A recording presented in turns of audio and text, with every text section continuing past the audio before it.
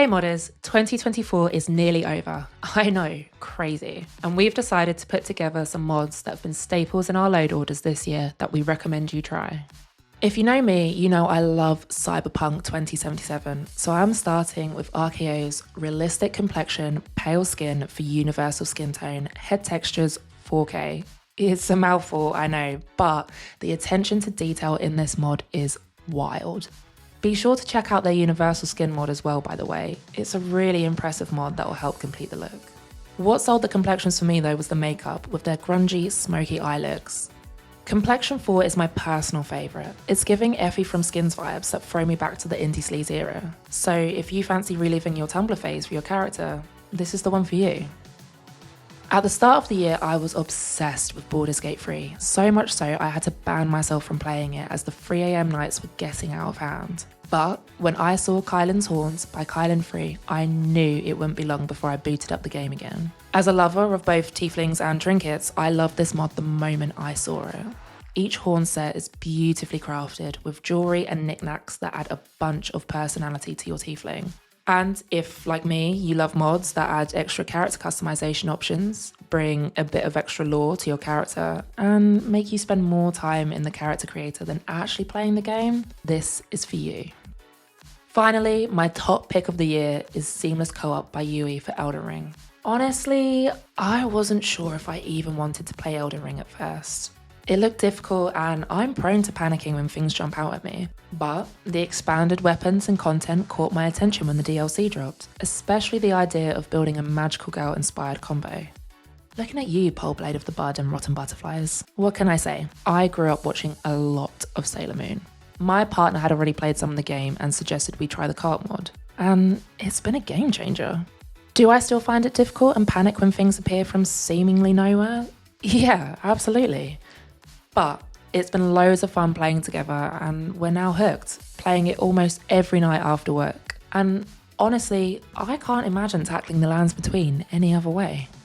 From seamless co-op to a seamless segue into my favourite mods of the year.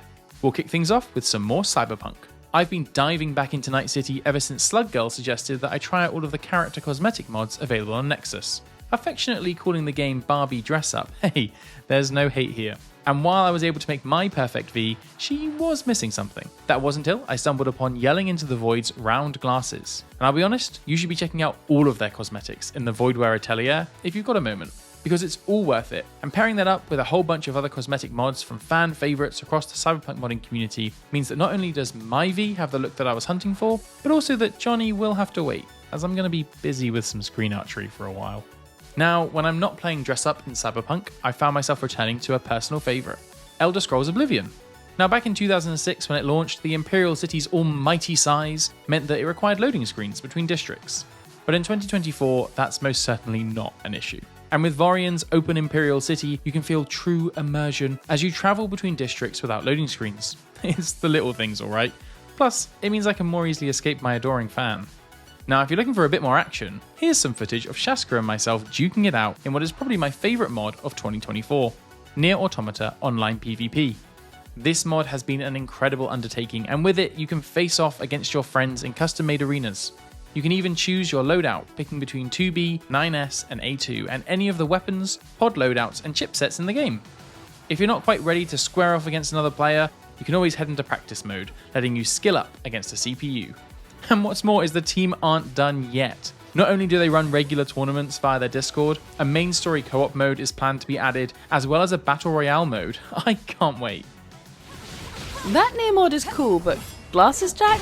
Really? Let me show you how it's done. One of my all-time favourite games has to be Baldur's Gate 3, and during my playthrough, which ran into the start of the year, I downloaded new character creation presets by Toarie. I didn't start out with it, but once I added it, the Nerilana preset quickly became the iconic look for my Tav.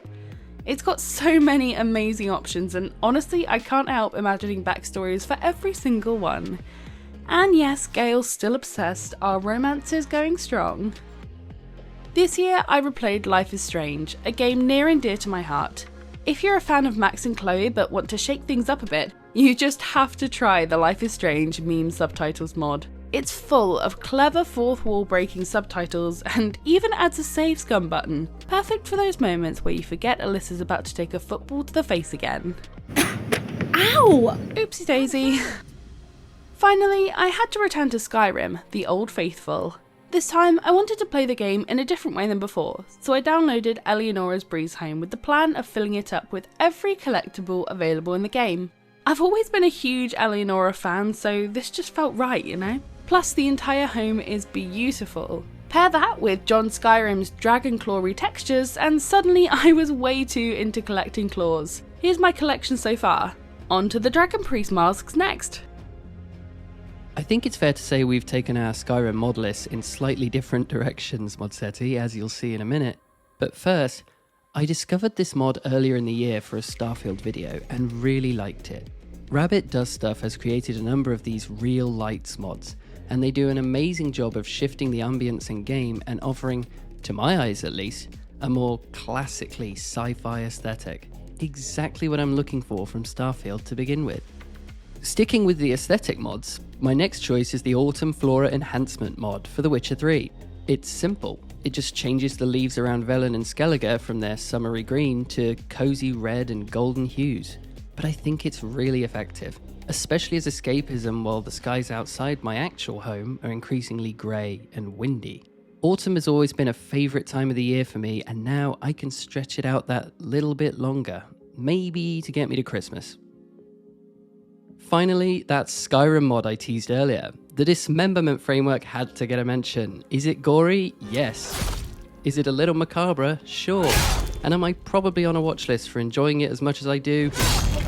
Definitely. But this highly customizable mod adds some real impact to your mace bludgeons, sword slices, and axe chops. You can make it as minimal and realistic as you like, requiring specific, carefully targeted attacks to dislodge a shoulder or handily liberate some poor lad's leg from the rest of their body. Or you can just set it up to make people more or less fall apart on impact and enjoy some stupidly over-the-top brutality. A little birdie told me it'll work in VR too, so for those of you who probably shouldn't even have access to the internet, have at it. That'll do for this roundup. I hope you've been entertained by our content this year. Let us know what mods you've been enjoying in 2024. Subscribe to this channel and look forward to us showing you lots more modded content in 2025. See ya!